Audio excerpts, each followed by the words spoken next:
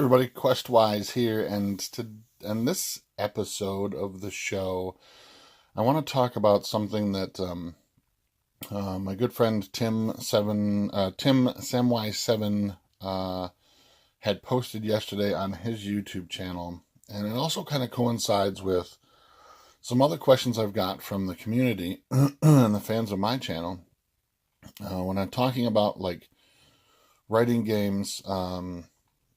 Designing stuff for bloat games, and it got me thinking about the questions that they posted about how it is I design and how it is I write for gaming material. And so I thought I would show, because some of the projects I'm working on bloat games right now are sort of top secret. I wanted to show off something that's of my own devising, something I've been working on, and it's pretty recent, so it's not fully fleshed out yet, but it's still something I'm working on. But it's something that I can share with you because it's something of my own creation, and it's not for bloat games. Although I'm hoping that if Eric watches this and enjoys what he sees, that he would like to publish it maybe under his the Bloat Games umbrella or as a subsidiary of Bloat Games. But anyhow. I've had a lot of people ask me about how I design games and how it is that I write RPGs. And so I thought I'd show you a little bit of that today. Plus, Tim Harper had also posted a video in which he was talking about one of the projects he was working on as well too, which I think was called like 50 Buckets of Blood or 1,000 Buckets of Blood. And anyhow, a game that looked really, really awesome. I'll put a link to his video down in down in the description below for you to check that out as well too. I really love what he's working on there, and I think it sounds really interesting. There's a lot of influence from Rollmaster and RuneQuest and some of those older Harp and some of those older games that he's drawing from.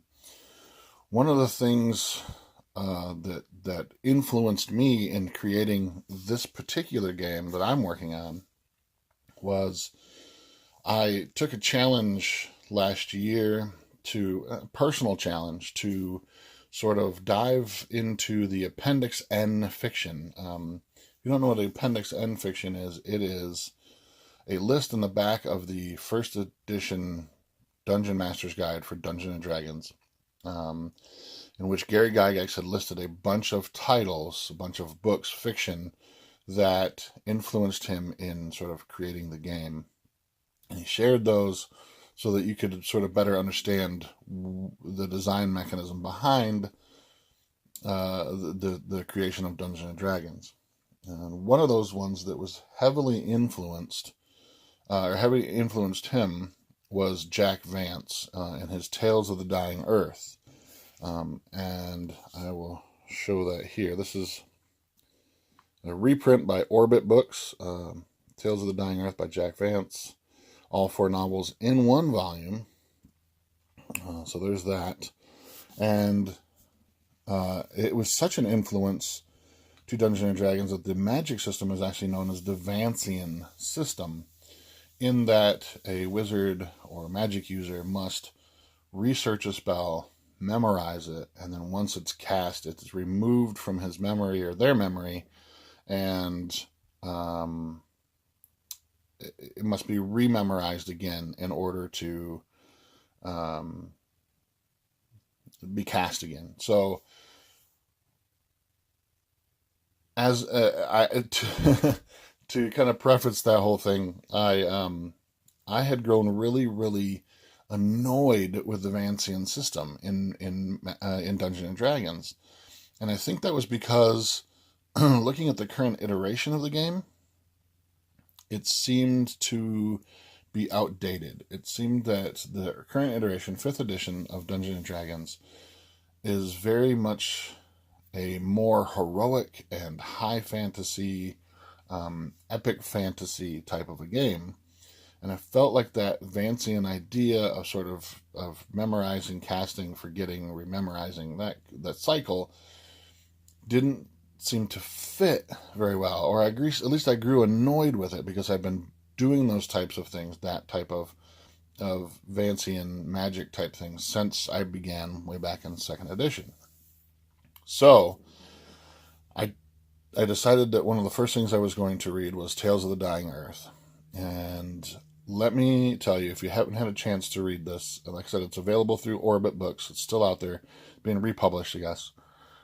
Go take that chance. Go and find a copy of this, because it really, really opened my eyes to the early influences of D&D. And it heavily influences the Quaquaversal RPG, which I am working on currently. So today I want to just walk you through and show you a little bit of what I'm doing, and the reasons I'm doing it, and why it's influenced by this very early sort of science fantasy setting that Jack Vance has done. Now, my setting is completely different. My setting is separate from that. It's not the Dying Earth, but it's heavily influenced by that type of magic and that type of science fantasy type of a setting. You're probably asking yourself, first things first, what the hell's up with the name of this game? I've always loved really quirky names for role-playing games. I've always thought they've sort of evoked a much more mysterious sort of feel. And so when I was looking for a title for my game, I was digging through Latin dictionaries, I was digging through Greek dictionaries, I was doing whatever I could find to come up with a very quirky name. And I stumbled upon the word Quaquaversal. And it is a Latin name, and you can read it up here for yourself, but it is a Latin word that means directed outward from a common center. So starting in a common point and going in every direction. So think of it as being sort of like the beginning of a journey, the beginning of an adventure, but you don't know which direction to go, and all directions are calling to you. So that's why I came up with Quaquaversal, which is pretty fun to say too, by the way.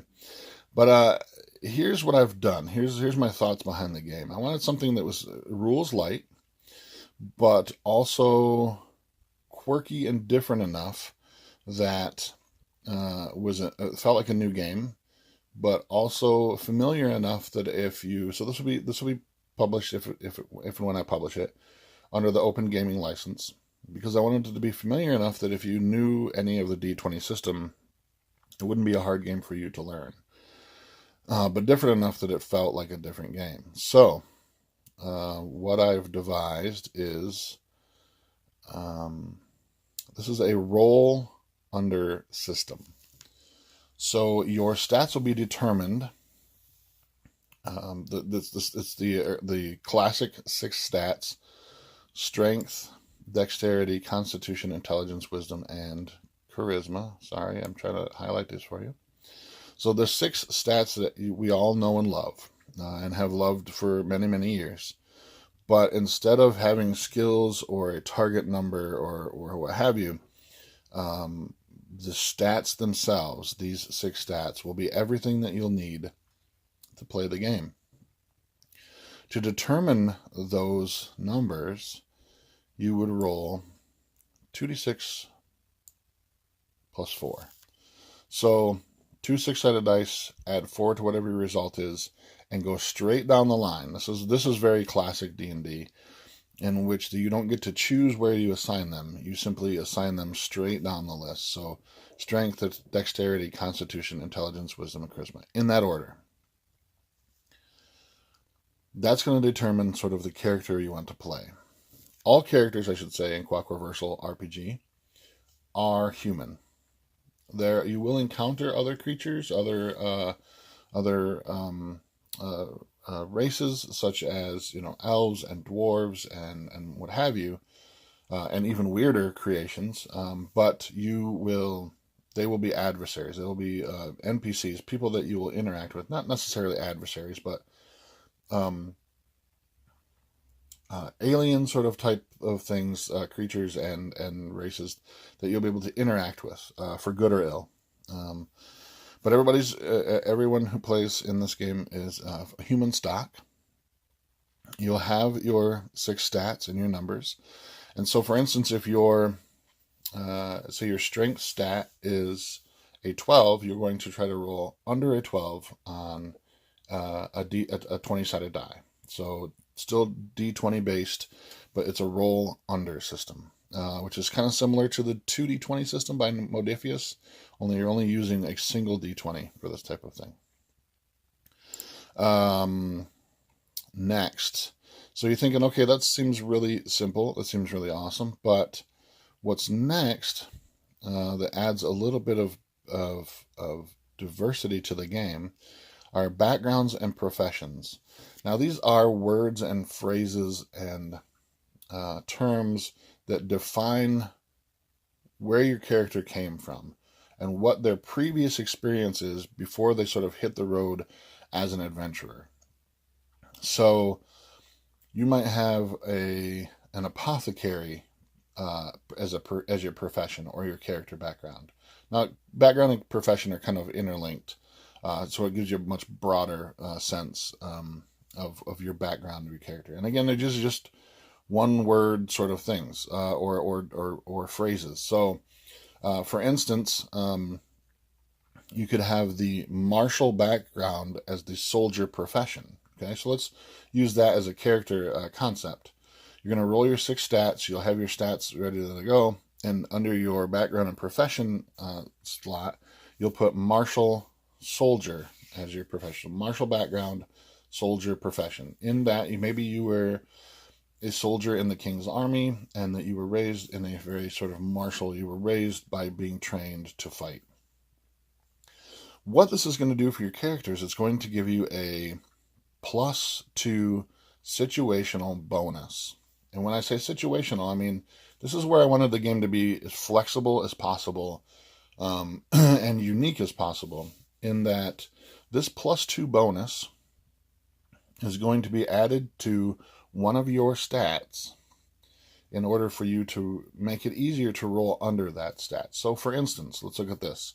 Say your character, this martial soldier, wants to attack a hobgoblin. To do so, he would want to roll under his strength stat. That's the melee stat that you would use to fight in hand-to-hand combat. Because he has the martial background of a soldier, he's trained in this. He knows how to handle himself in a fight, and thus he would add +2 to his strength stat. Now let's say that was a 12, it now becomes a 14. Now you have to roll equal to or less than a 14. It makes the roll easier to achieve the situational bonus. Now, where it gets flexible, where it gets kind of interesting, is that you can also use that same bonus of your background and your profession. So let's say we take the same character and he's now in a marketplace and he's haggling over the quality of a particular sword with a merchant. And the merchant's telling him, this is very quality, ancient, Backstockian steel, and you're gonna want to pay a lot of money for this because it's very rare. Now, as a soldier, as having this background of being around weapons a lot and knowing the different types of swords and different types of steel going into this kind of thing, you're going to get to add your situational bonus, your martial soldier bonus, to your charisma stat now as well, because you're haggling over this. And you can now say your charisma was a 9, by adding 2 to that, you're going to get 11.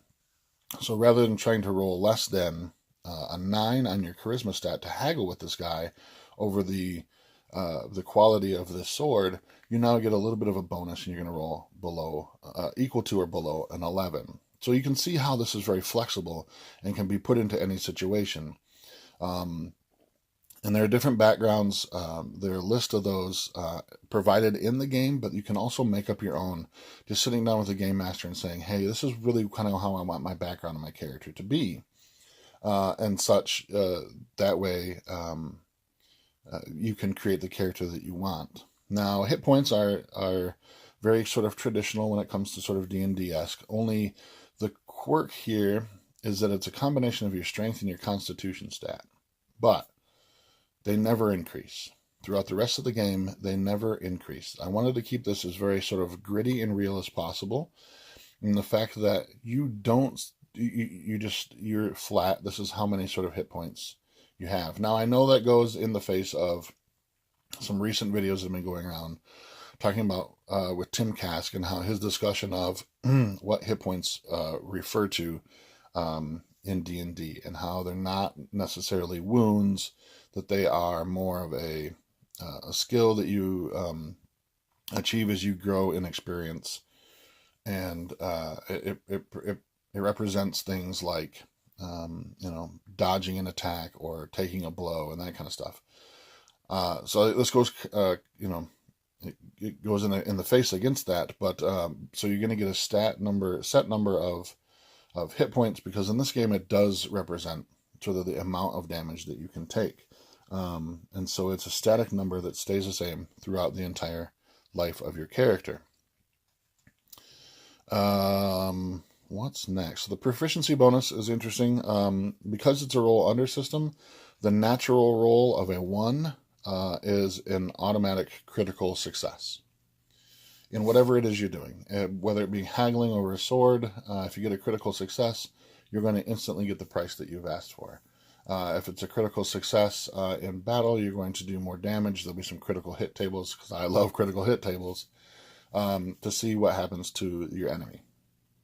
If you roll a 20, just the opposite of that, it's a critical failure, and bad things happen. Now, where the game gets really interesting is, and I'll scroll up here to my notes, is magic. In the Dying Earth stuff, magic is very rare. It's very powerful, and it's very awe-inspiring. And only certain people, anybody can cast a spell. Anybody can sort of learn how magic works and use it. But it's a very lengthy process, and it can be very, very dangerous. And so I wanted to encapsulate that here.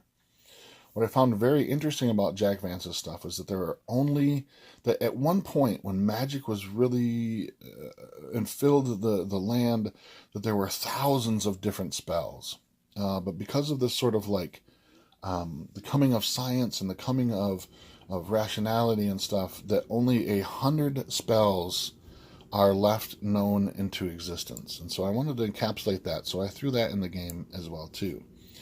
There are only 100 magic spells known to exist, all right? Doesn't mean that there are other ones out there. And this is where the bigger part of the game comes in, is that in order to get spells, you don't simply get them every time you level up. In fact, there's no leveling up in this game. You only get the spells when you either find them in an ancient tome in a library somewhere, or you kill a wizard and steal his stuff. So it comes through exploration and research and such. But there are only 100 known spells thought to exist, but there are thousands of other ones out there that have been lost to human knowledge. Magic comes in 3 tiers of difficulty. There is Tier 1, Tier 2, and Tier 3. You can only impress upon your mind so many spells at a time. So you could maximum you could put 6 Tier 1 spells, 4 Tier 2, or 2 Tier 3 spells at any one time. It's just too much magic to house in your body at one time. And any more than that will probably cause, irreversible damage to your mind and your body itself. Eldritch magic and this is a combination of like eldritch magic and science and alchemy. The human body was not meant to endure those types of things. So interesting in that magic is going to be a very sought after thing, and you're going to do a lot of adventuring. That is, if you play characters who want to learn magic. There are magic items that will be involved as well too, alchemical items and stuff as well. There's no divine magic. Magic in this world is just magic. It's just that. There are sort of healing, tinctures and spells and alchemy potions, but they're very rare. And again, magic is something that takes a lot of time, and it takes a lot of effort into learning these, but anybody can learn them. So even if you have a martial soldier background and profession, you could learn magic if you had spent the time to do so. The drawback is that you have to roll every time you cast a spell. Every time you want to cast a spell, even if it's memorized, you have to roll in order for that to happen. And it's an intelligence roll. Thus, if your intelligence is low, chances are it's going to fail. And if that fails, it could be any number of things. It could be just that the spell fizzles away and disappears, or bad things happen.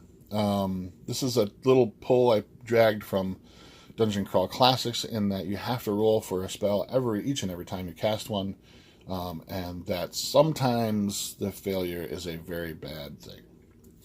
So that's kind of spells in a nutshell. I still am working on the spell list, so I won't show you any of that kind of stuff. I had mentioned before that there's no leveling up in this game. What you get instead is you grow in experience and or fame or infamy, being that you're going to gather. It's a narrative story game in which you're simply trying to get more notoriety, and you want to grow in knowledge, and you want to grow in amassing sort of treasure. So the idea is that if you are a spellcaster, if that's sort of your background in your profession, that you are sort of a scholar of magic, that your way to level up, as it were, would be to gain more spells, to go out and adventure and get more knowledge. As a martial soldier background, the way to level up, as it were, would be to go and find better equipment, or to gain, and this is across the board, to gain notoriety. So at the end of every session, and some of this has changed a little bit as far as fate points go, and I'll talk about fate points in just a second. These are my notes, so don't rely to these, because this has changed a lot as well too. But every time you sort of reach a milestone in the game, you are going to be able to add some notoriety and infamy, or people will begin to recognize you, and you're going to have a notoriety score. And what that means is that how people interact with you. It's going to make the interaction with people a lot easier. Thus, if you have a very high notoriety score and you're trying to haggle with about the same sword quality again with the merchant, that's going to factor into your thing as well too. The notoriety score at certain tiers, at certain levels, will give you additional bonuses to your rolls in order to make those things a little bit better. So thus, if you've been a hero in the land and you're well known in this kingdom, their notoriety score will be high, and that will influence the way that people see you. Now, it could make you famous, or it could make you infamous. If you've done horrible things in this land, in this kingdom, people are going to frown upon interacting with you. But if you've done very famous things and heroic things, they're going to want to do more things. They're going to sort of flock to you and be in your presence. Fate points are an idea that I sort of borrowed. It's sort of, I'm not really sure where, it's kind of an amalgamation of a lot of different places, but fate points are basically, you can have one at a time. You can use the fate point in order to stop yourself from dying. If you reach a point where you lose all your hit points and you're about to die, you can cast in a fate point, the fate point that you have, to avoid death. One of the other things you can do with a fate point is that you can change the story in your favor at one point in time. If something is happening and you want the story to sort of bend the will of the story to your benefit, you can use a fate point in order to make that happen. Also, whenever you reach a milestone event in which you would gain this infamy points, you can use your fate point in order to increase one of your stats by 1. So that's pretty much what I have done so far. That's Quaquaversal RPG in a nutshell. There'll be a lot more of it coming. Like I said, a lot more spells, equipment, critical hit and failure charts. I'm going to do a loose setting for the game, although I want it to be sort of generic and that you can kind of create your own sort of science fantasy setting. But I will have some types of things. I'll also have a bestiary that'll be included in this as well too, with quirky things and sort of a GM's or Game Master section as well. So I hope you've enjoyed this. You can, if you have, you can thank Samwise7, Tim Harper, for for challenging, putting out the challenges, showing what he's working on, and I thought I'd want to share what I have, and also to answer the questions of some of the fans who have asked how it is I design things. And but yes, this is the game that I'm working on currently in my free time, Quaquaversal RPG. Until next time, I'm Questwise, and I'm out.